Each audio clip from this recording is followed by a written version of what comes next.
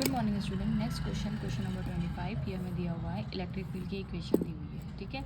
और हमें following parts पूछे हुए हैं। तो सबसे पहले तो हम ये काम करते हैं, थोड़ा सा समझने की कोशिश करते हैं कि वेव हम लोगों ने ऑसिलेशन में क्या क्या पढ़ के रखा था, ठीक है। Electric and magnetic field also wave, है ना। तो हम वेव की पहले तो बात थोड़ी सी कर लें यहाँ पे। तो y इक्वल्स टू आप लोगों ने एक जनरलाइज फॉर्म पढ़ के रखा था, A X plus minus B T, याद आया। इसमें f इज़ एनी फंक्शन, जैसे यहाँ पे f की जगह कॉस लिया हुआ है इन्होंने, ठीक है। तो f इज़ एनी फंक्शन। अब हम लोग क्या पढ़ा था कि x और a, तो ए एक्स प्लस बी टी, अगर आपका ये भी प्लस है और ये भी प्लस है, या फिर ये भी नेगेटिव है और ये भी नेगेटिव है, तो वेव कहाँ ट्रैवल करेगी? वेव ट्रैवल किस डायरेक्शन में ट्रैवल करेगी? तो हम बोलेंगे वेव ट्रैवल इन नेगेटिव। अगर ये दोनों सेम साइन के हैं तो हम बोलेंगे वेव कहाँ ट्रैवल कर रही है? नेगेटिव डायरेक्शन में। कौन सी नेगेटिव डायरेक्शन में? तो ए के साथ जो कोफिश ये होता है ना वेरिएबल, वो डिसाइड करता है वेव की डायरेक्शन। तो अभी वेव की डायरेक्शन कौन सी है? Negative x direction. अब सपोज यहाँ पे ए वाई होता तो हम क्या बोलते हैं? नेगेटिव वाई डायरेक्शन बोलते हैं। और हम लोगों ने पढ़ के रखा था, अगर बाई चांस ये नेगेटिव है और ये पॉजिटिव है, मतलब ऑल्टरनेट साइन है, दोनों के साइन सेम नहीं है, या फिर ये ऐसी है, तो हम कहेंगे wave travel in positive. Positive कौन सी? ये एक्स है ना, तो पॉजिटिव एक्स डायरेक्शन। ओके, तो ये सिंपल सा रूल था, तो हम इसी से क्वेश्चन करेंगे। अब एक जनरलाइज इक्वेशन इलेक्ट्रिक फील्ड की भी हम पढ़ लें। तो E is equals to E not cos, ठीक है। कॉस के साथ यहाँ पे रख देते हैं हम के एक्स प्लस ओमेगा टी, और यहाँ पे लेट्स से वाई, हम लोगों ने ये कौन सी डायरेक्शन ट्रैवल कर रही है? तो let's say it is I direction. Okay, हमारी एक ऐसी इक्वेशन होती थी, मतलब एक्स के साथ के होता था, ठीक है, टी के साथ ओमेगा होता था। ओके, ये अब ये वाली इक्वेशन हमें क्वेश्चन में क्या दी हुई? ध्यान से देखिएगा। E is equals to 6.3 newton पर कॉलम। न्यूटन पर कूलम किसकी इक्वेशन? वो होती है इलेक्ट्रिक फील्ड की यूनिट होती है। कॉस उन्होंने दे के रखा है 1.5 रेडियन पर metre into Y plus omega 4.5 into 10⁸ radian पर सेकेंड इंटू टी। और ये कौन सी डायरेक्शन में? आई डायरेक्शन में। अब ध्यान से समझिएगा, दोनों इक्वेशन को अगर आप कंपेयर करेंगे तो you will find E not की वैल्यू कितनी है? 6.3 न्यूटन पर कूलम। यहाँ से x के साथ जो होता है वो k होता है ना। x के साथ जो है वो k है, तो k इक्वल्स टू 2π/λ होता है, यानी रेडियन पर मीटर। इसलिए तो यहाँ पे रेडियन पर मीटर दिया हुआ है, तो k रेडियन पर मीटर है ना, 2π/λ।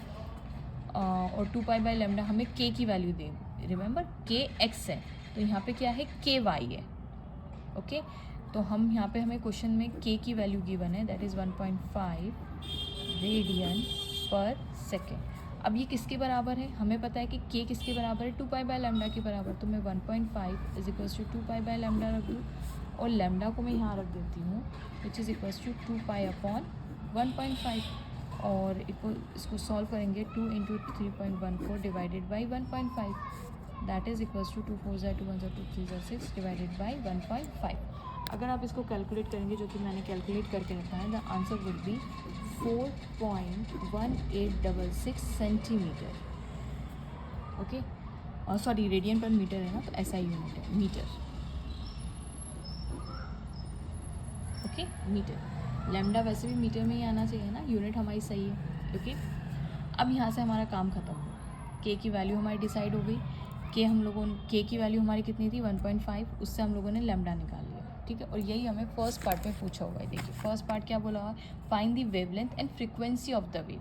अब ये याद रखिए, टी के साथ जो था वो ओमेगा था, टी के साथ जो था वो ओमेगा है। देखिए यहाँ पे हमने इक्वेशन लिखी ना, टी के साथ ओमेगा है, मतलब ये पूरा के पूरा क्या है? आपका ओमेगा है। हमें ओमेगा नहीं पूछा, हमें फ्रीक्वेंसी पूछी है। तो हम जानते हैं ओमेगा और फ्रीक्वेंसी के बीच में बहुत अच्छा रिलेशन है। यहाँ से हमने लैम्डा की वैल्यू निकाल ली, ये मैं ब्रैकेट में बंद कर देती हूँ। ओके, हम जानते हैं ओमेगा जो होता है वो 2π/t होता है, यानी 1/t, which is equals to 2πf। अब मुझे अगर f की वैल्यू निकालनी है तो कैन आई राइट इट ω/2π। अब ओमेगा की वैल्यू हमें क्वेश्चन में दे के रखी है 4.5 × 10⁸ तो मैं यहाँ से रेडियन, क्या यूनिट थी? रेडियन पर सेकेंड है ना, रेडियन पर सेकेंड, रेडियन 2π के लिए लग जाता है, ठीक है। अब ये हम कैलकुलेट कर लेते हैं यहाँ पे।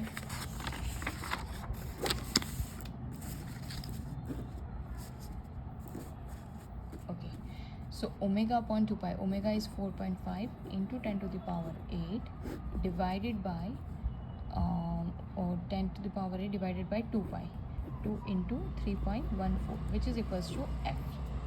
ओके, अब अगर हम ये कैलकुलेट करेंगे so we will get 4.5 into 10 to the power 8 which is equals to 2 4 ज़ा 8 2 1 ज़ा 2 2 3 ज़ा 6 और ये भी मैंने कैलकुलेट करके रखा है which is equals to 7 point that is 0.716560 into 10 to the power 8. इसको एसआई नोटेशन में कन्वर्ट करें तो पॉइंट डेसिमल शिफ्ट कर लेते हैं 7.16560 into 10 to the power 8. Okay, pen खत्म हो गया. 10 to the power 8 sorry 10 to the power 7, हाँ, क्योंकि हमने डेसिमल शिफ्ट कर लिया. यह एक डेसिमल शिफ्ट किया तो यहाँ पे -1 हो जाएगा. 10 टू द पावर 7 और यूनिट इज़ फ्रिक्वेंसी की यूनिट कितनी होती है? हर्ट्स होती है. तो ये हमारा आंसर आ गया 7.165 into 10 to the power 7 hertz. Okay, ये हमारा ए पार्ट सॉल्व हो गया. This was my A part. ठीक है, ये हमारा क्या था? A part. अब हम बी पार्ट की तरफ चलते हैं. बी पार्ट देखिए, बी पार्ट क्या पूछा हुआ है? What is the amplitude of the magnetic field of the wave.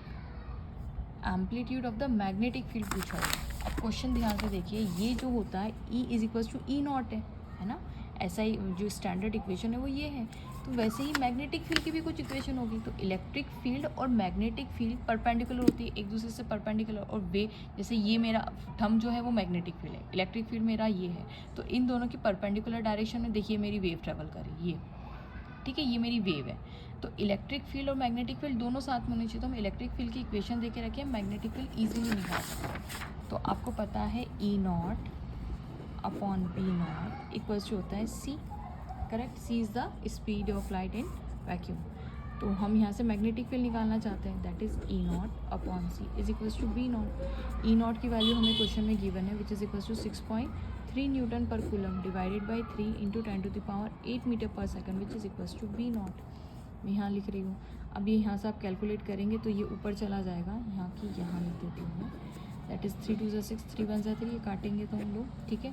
Into 10 to the power 8 ऊपर चला जाएगा, that is 10 to the power -7 tesla which is the B not, यानी मैग्नेटिक फील्ड की यूनिट है.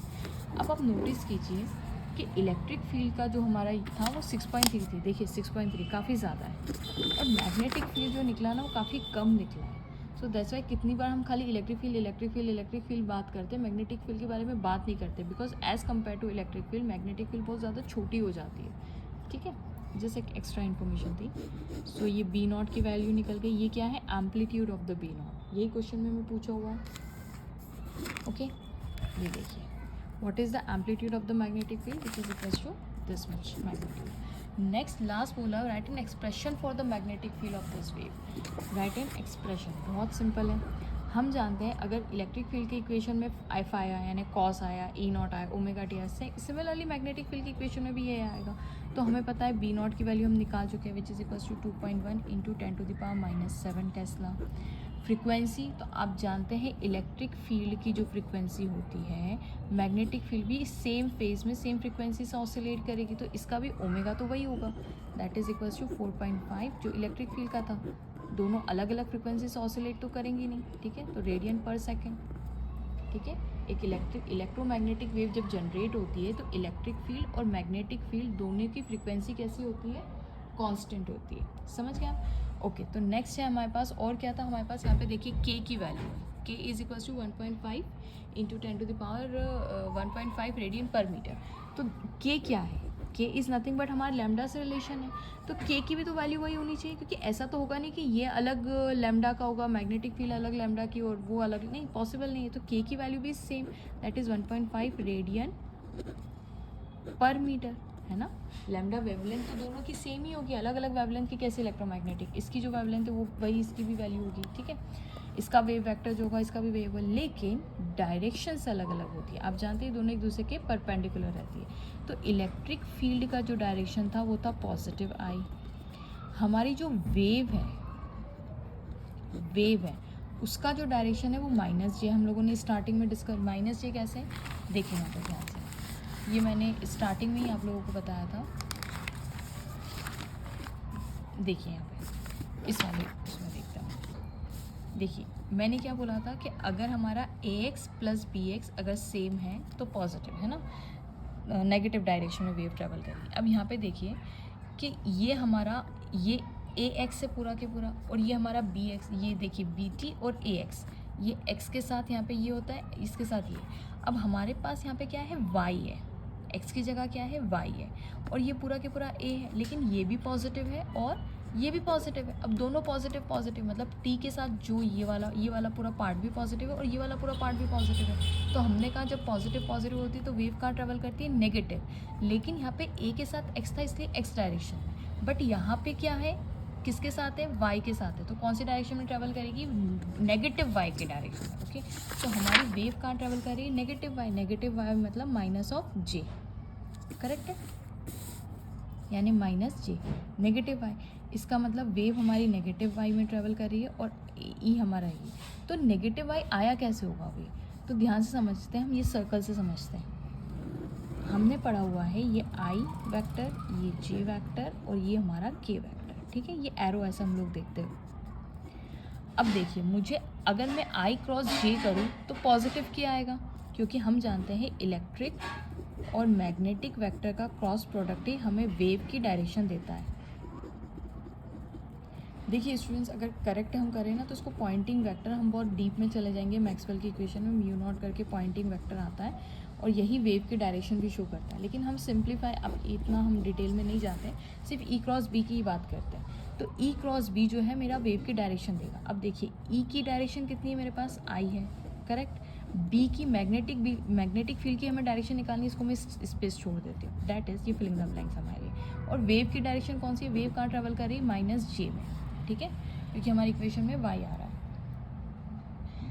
अब i, अगर k क्रॉस आप i करेंगे तो पॉजिटिव j आएगा, लेकिन मुझे नेगेटिव j चाहिए, तो नेगेटिव j कैसे आएगा, अगर मैं इस एरो के क्रॉस अलग फॉलो करूँ, यानी उल्टा फॉलो करूँ, यानी i क्रॉस k अगर कर दूँ, यानी उल्टा ऐसे जाऊँ, तो मुझे j मिलना चाहिए, लेकिन नेगेटिव j आएगा, तो यानी फिलिंग द ब्लैंक्स में क्या आएगा, k।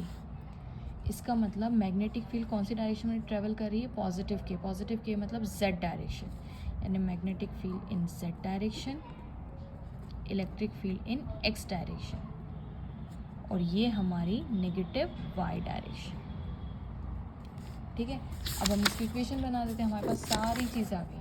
सो b जनरलाइज इक्वेशन क्या होगी, b equals to B not, B not की वैल्यू 2.1 इंटू 10⁻7, लेकिन -7 है, ठीक है। और फंक्शन क्या है, कॉस है, ठीक है, कॉस k इंटू वाई, तो k की वैल्यू हमारे पास है, देखिए यहाँ पे k की वैल्यू 1.5, तो 1.5 रेडियन पर मीटर इंटू वाई डायरेक्शन, ठीक है। y कौन सी डायरेक्शन, याद रखिएगा ये वेव की डायरेक्शन है, मैग्नेटिक फील्ड की नहीं है ना, y नेगेटिव y डायरेक्शन में वेव ट्रैवल कर रही है, प्लस ओमेगा इंटू टी, तो ओमेगा की वैल्यू कितनी है, 4.5 इंटू 10⁸ रेडियन पर मीटर इंटू टी। अब बताइए पूरी की पूरी मैग्नेटिक फील्ड कौन सी डायरेक्शन में ट्रैवल कर रही है, इन z डायरेक्शन यानी k। मैं वापस से लिखती हूँ, इलेक्ट्रिक फील्ड हमने क्वेश्चन में देके रखी थी 6.3 cos 1.5 रेडियन पर metre into Y plus 4.5 into 10⁸ t, और ये हमारी थी पॉजिटिव आई डायरेक्शन, यानी electric field I direction, magnetic field के डायरेक्शन में, और हमारी वेव नेगेटिव, क्योंकि ये भी पॉजिटिव और ये भी पॉजिटिव, ठीक है। Thanks for watching.